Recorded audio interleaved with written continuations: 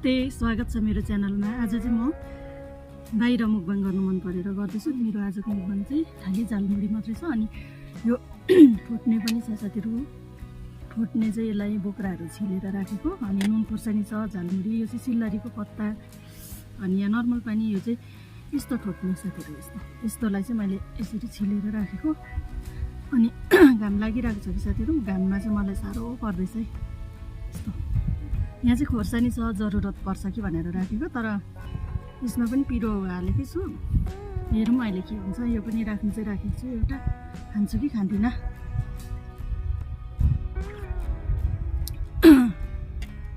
म चाहिँ मेरो आजको मुकबाङ सुरु गर्दैछु साथीहरु।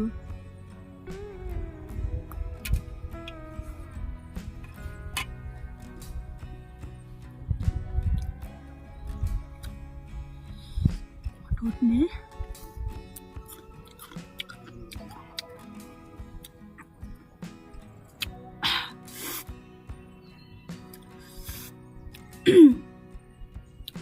अमिलो हुन्छ साथीहरु। ठोट्ने चाहिँ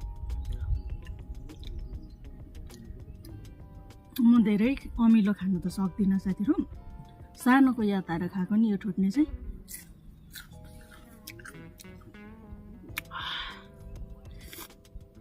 सानोमा पुरा खान्थ्यौँ हामी। त्यसको बोट कतिजनाले देख्नु भएको छैन होला, टिप्नु बिर्सेछु। यहीँ छ बोट त,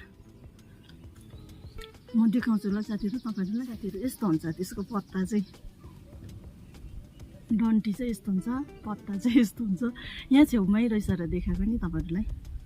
कतिजनाले त खानुभएको होला। अनि त्यसलाई नै राखेको, यो चाहिँ छिलेर चिरा बनाएर।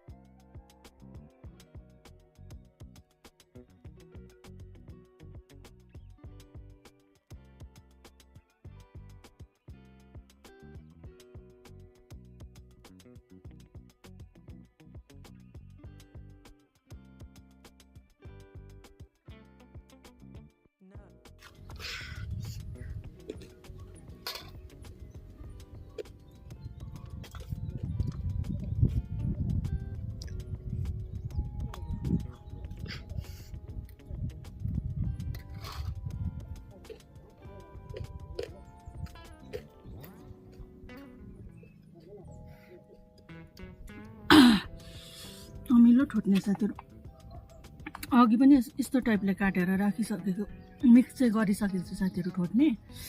अनि अलग्गै टोक्नु राखेको। यो चाहिँ यो खोर्सानी त जरुरत परेन, खानु परेन साथीहरु।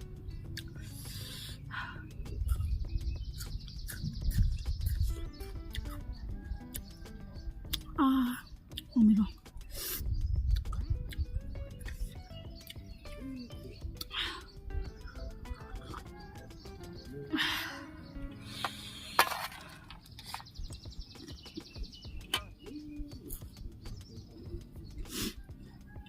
हामीले ओइलाई पनि सक्यो साथीहरु, भर्खर टिपेको यो।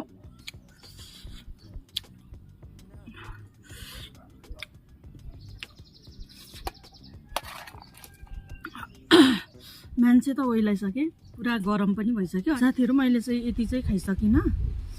यस्तो झालमुरीहरू मन त पर्छ मलाई, तर साह्रै धेरै खानु चाहिँ सक्दिनँ। त्यही भएर चाहिँ उब्रेको छ। यति चाहिँ तपाईहरुलाई कस्तो लाग्यो कमेन्ट गरिदिनु होला। मन परेमा लाइक र शेयर गर्नु पनि नबिर्सिनु होला।